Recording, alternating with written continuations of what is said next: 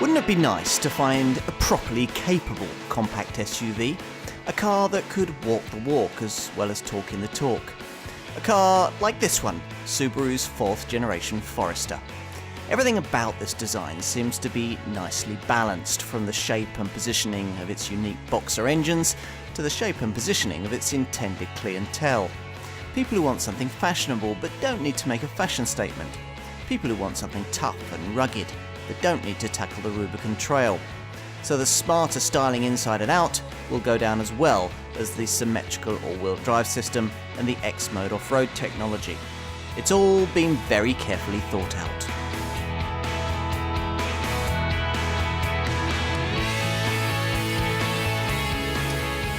Some cars command almost unquestioning customer loyalty, and this is one of them, Subaru's Forester. It's a model with a blend of qualities that loyal buyers will tell you they can't really find replicated in quite the same way anywhere else. So just as there are performance sports cars but only one Porsche 911, and there are luxury 4x4s but only one Range Rover, so this car commands a small but unique position as an all-wheel drive stepping stone between 4x4 estate and fully fledged compact SUV ownership. But hold on, isn't that simply a definition for what the modern day market defines as a crossover? Cars like Nissan's Qashqai, Peugeot's 3008 and Mitsubishi's ASX? Well, no, not really. All of these models bring with them the faint feel of style over substance. Nothing wrong with that, of course, if it's what you want. Subaru even satisfies these people with their neatly packaged XV model. But it isn't really foresting territory. You buy this car for what it does, not for what it says about you. Talk to almost any Forester owner and they'll tell you of times when they cruised past other similar vehicles that came unstuck when the going got tough. They'll tell you that nothing ever fell off, that nothing ever went wrong, and that nothing would persuade them to buy anything else. Which would be great for Subaru's UK importers if there were a lot of these kinds of people, but there aren't. Since the original launch of this model way back in 1997, it's remained a small niche choice amongst rural buyers who often still think of it as the kind of car it was in its first 2 generations of life, a kind of rough road estate. That appeal was subtly tweaked in 3rd generation form to create something more Freelander or RAV4-like, an approach further refined by this Mark IV model, a car launched here in the spring of 2013 with more space and technology plus a wider range of engines. It was then updated in early 2015 with a Lineartronic auto gearbox option, more efficient emissions and a higher quality interior. As ever, it's a model in search of a wider, if still very discerning audience. Let's try it.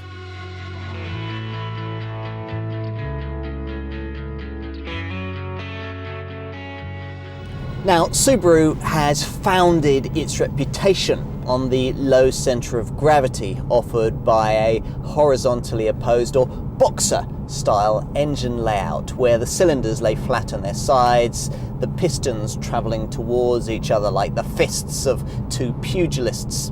It's a unique selling point and one that you notice every time you use the car and take in the gruffly engine note that's common to pretty much everything the company makes, even the Forester model's torquey flat 4-cam 16-valve diesel. Flat 4, by the way, means exactly that, meaning that the engine layout is flatter and that it can be mounted lower down, improving handling agility and 4-wheel drive road holding, thanks to that ultra-low centre of gravity that just wouldn't be achievable with a conventional engine. Now this, more than anything else, marks out Subaru's unique commitment to all-wheel drive. All of the engines on offer being specially designed to work with the company's renowned symmetrical all-wheel drive system. And this is key to the Forester experience. Most so-called four-wheel drive rivals don't actually travel in four-wheel drive for very much of the time, instead using cheaper on-demand setups that only add extra rear-wheel drive traction when it's absolutely necessary to do so. In contrast, the Forester's system is constantly shunting power to all four wheels, imparting a much greater feeling of grip and security on surfaces like muddy tracks and light sand. Under the bonnet, all the engines on offer are of 2 litres in capacity, and all very different. Most British buyers will want the 147 PS diesel, a willing unit with 350 Newton meters of torque, capable of rest to 62 miles an hour in 9.8 seconds on the way to 118 miles an hour. To be frank, it's a better choice than the alternative 150 PS 2-litre petrol unit, an engine that, though returning a pretty near identical set of performance figures, must in reality shift a fully laden Forester with about 40% less pulling power. Still, if your car is likely to lead a slightly easier life, it may just be all you need. Here though, I've opted for the version that aims to broaden the customer base a bit, the pokey 240 PS petrol XT Turbo, capable of rest to 62 miles an hour in just 7.5 seconds on the way to a top speed of 137 miles an hour, and a derivative that long-time Subaru buyers might expect to be trying to reprise the appeal of early Forester Turbo models with their huge bonnet scoops, big wheels and all-or-nothing performance. Yet, despite its use of the turbocharged version of the engine found in Subaru's BRZ sports car, this is a very different thing, and available only with the Lineartronic CVT automatic gearbox that's optional on normally aspirated petrol models. And it's Lineartronic that you have to get all the key technology developed for this 4th generation Forester range. Crucially, you can now specify this transmission on the diesel model most will want. In fact, so important is the auto option for Subaru that they've developed a specific 4-wheel drive setup to suit it, the active torque split system that divides up power 60-40 front to rear rather than the 50-50 split that you'll find on the manual model. Lineartronic also gives you access to the X mode system, operable by this button here in front of the gear stick. Pressing it activates a hill descent control system, as well as making tweaks to the stability control setup and throttle responsiveness for extra grip and stability in slippery conditions. It's very effective. You'll be surprised, in fact, by just how far you can get on poorly surfaced terrain. The 220mm ground clearance for a start is far better than most of the competition can offer, and it's complemented by useful approach and departure angles of 25 and 26 degrees. I don't want you to get me wrong though, this is no rock crawler. There's no low-range gearbox for that sort of thing for a start. But for muddy tracks, towing or simply getting somewhere icy or muddy, this Subaru will suit many owners just about perfectly. But of course, the terrain you're most likely to be using in your Forester will usually be tarmac covered. Just as well then that in a Lineartronic automatic model at least, you'll be able to set your car up to cope with that too, thanks to the SI Drive or Subaru Intelligent Drive option that's accessed here via this steering wheel switch. Now this gives you the choice of 2 main modes. There's the efficient I for intelligent mode you'll be using most of the time, and the option of an S mode that gives you sharper throttle response and allows you to play with the steering wheel mounted shift paddles across 6 simulated gear ratios. This XT Petrol Turbo variant adds a third S hashtag setting, which gives you up to 8 simulated gear ratios and even sharper throttle response.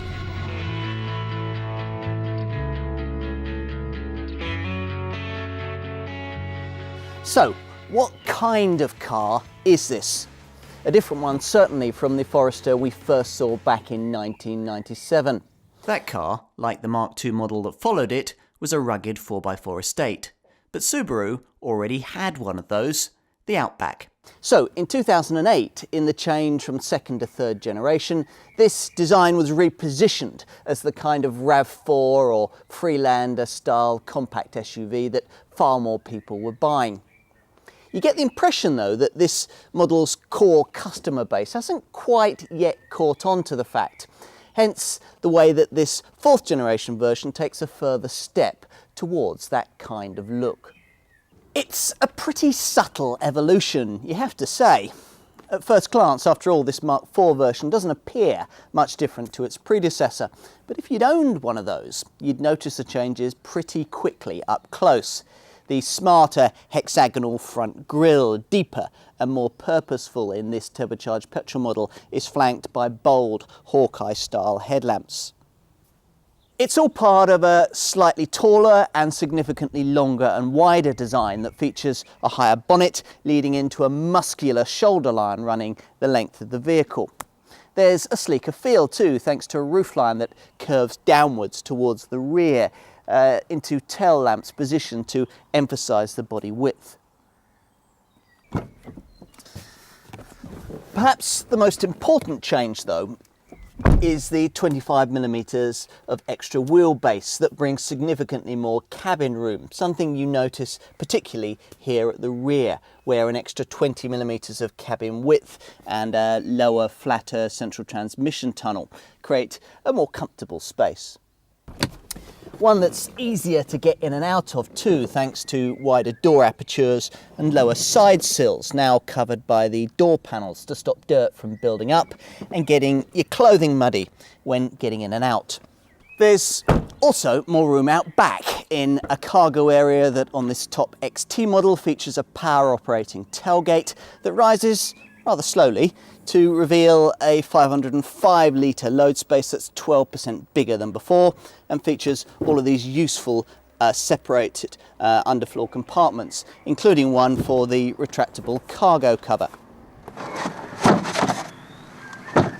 If you need more, then a tug on these side panel mounted pull latches that most models now have reveals a 1,592 litre size space that's now 940mm long and 1,166mm wide. That's big enough to take a mountain bike without having to remove its front wheel. But then you'll probably have approached this car always expecting it to be practical and not particularly inspiring to sit in. After all, a seat at the wheel of any previous generation Forester usually saw you surrounded by acres of dull utilitarian plastic. This Mark IV model had to do better, and to be fair, significant efforts have been made, with higher grade materials used for the dashboard, the centre console and the doors, and particular attention paid to the areas most regularly touched by the driver, the steering wheel, the handbrake and the gear shift. There's nothing here to give Audi designers any sleepless nights, but it's a big step forward for a Forester.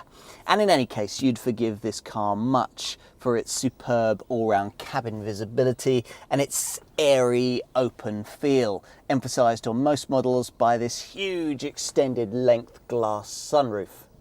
A key change for the latest version of this car is the addition of a factory-fit touchscreen infotainment and navigation system. The 7-inch touchscreen allows front seat occupants to control the Forester's satellite navigation and audio systems using the same touchscreen functionality as a smartphone, with swiping and pinching in and out to zoom in on map displays. Drivers can control the infotainment and navigation system, as well as the climate control, with Subaru's latest generation voice control setup, while full Bluetooth functionality enables users to connect their smartphone to the car via Starlink for weather and traffic reports, wireless audio and news updates.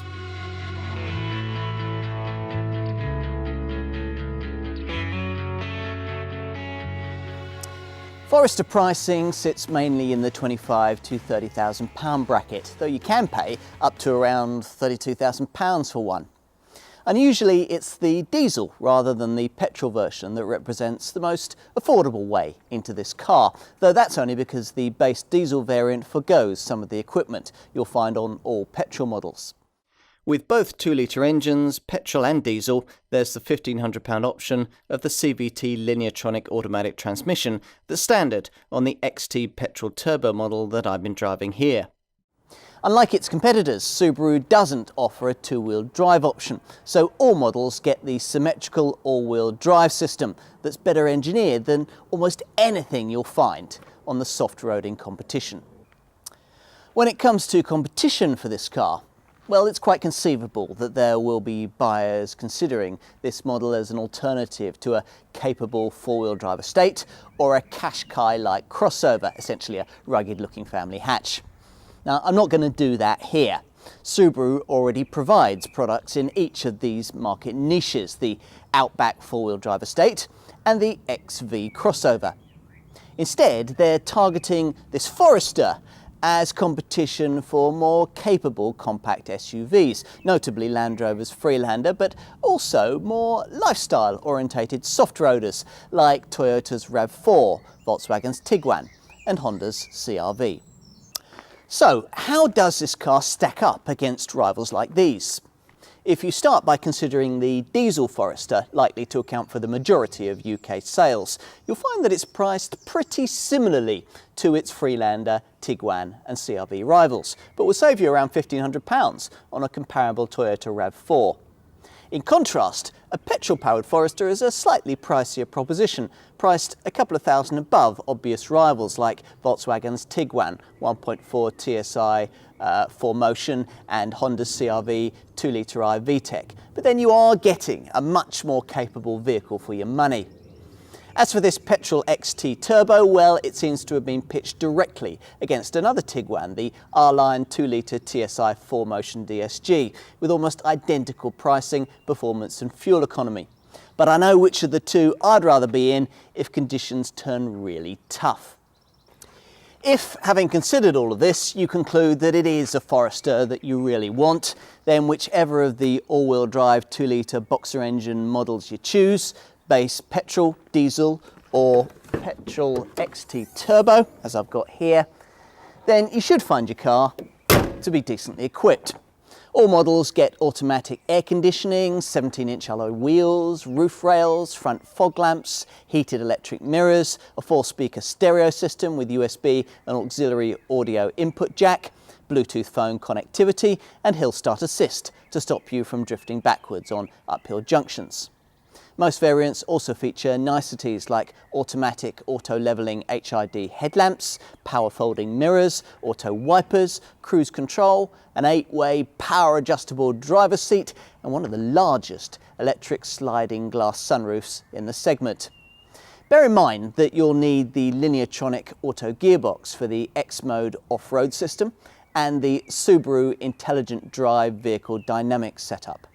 As for safety, well, a full 5-star Euro NCAP rating is justified by a kit roster including twin front, side, curtain and knee airbags, as well as all of the usual electronic assistance for traction and braking, along with VDC stability control that also operates the emergency brake assist system. There's also a trailer stability control setup which will interest owners wanting to exercise the usefully broad 2,000 kilogram braked towing limit. Plus there's an energy absorbing brake pedal, front seats with energy absorbing backs, anti-whiplash front head restraints, Isofix child seat fastenings and a pedestrian friendly design for the front bonnet and bumper.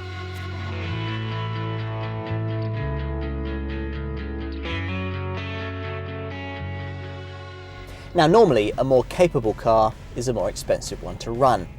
You'd certainly expect that the permanent symmetrical all-wheel drive system of this Forester would exact more of a penalty in terms of fuel consumption and CO2 emissions than the part-time four-wheel drive systems employed by rivals that only introduce all-wheel drive traction when it's absolutely needed and at other times leave the car to trundle around in two-wheel drive.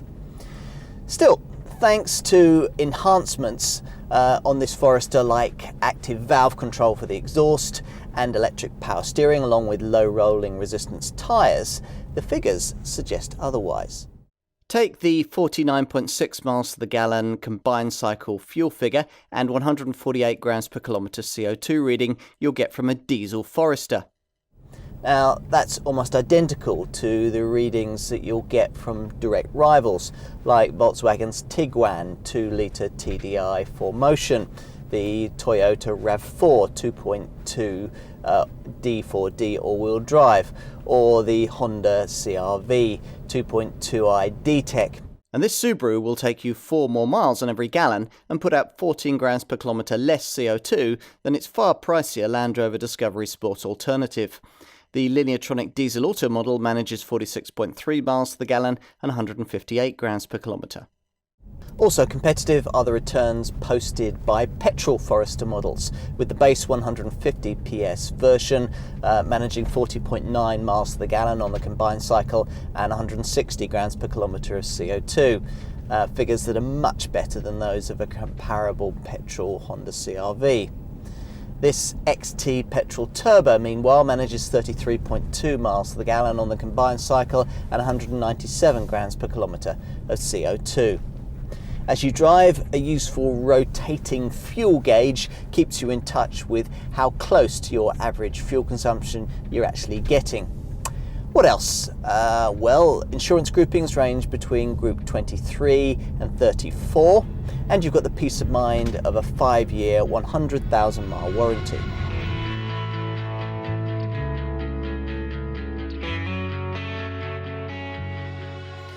Subaru, you sense, has come full circle. Established here as an SUV brand, and now uncompromisingly proud of it. The company's earliest models were sold alongside farm machinery, and beneath the plush polish you get in today's Forester, a bit of that same rugged appeal still remains, creating in this car a much tougher, more solid feeling product than you'll find in compact 4x4 competitors. It's certainly a refreshing alternative to the lifestyle legacy of soft roadingness that has clogged up our cities and school runs, with models about as suited to the Serengeti as a celebrity in the jungle. Yet, crucially, it's now one you could consider as a realistic alternative to more compromised competitors. This Forester is fashionable without being trendy, and built to last, while never feeling utilitarian. In short, it's the kind of car it really ought to be. A vehicle in which four-wheel drive is fundamental rather than simply an optional extra, and as a result, one of the best cars in its class to buy if you really plan on using it to its full potential. True, the result may not be as smoothly cultured as less capable rivals, but when conditions worsen, you won't care about that, and you'll probably be glad that you chose one of these.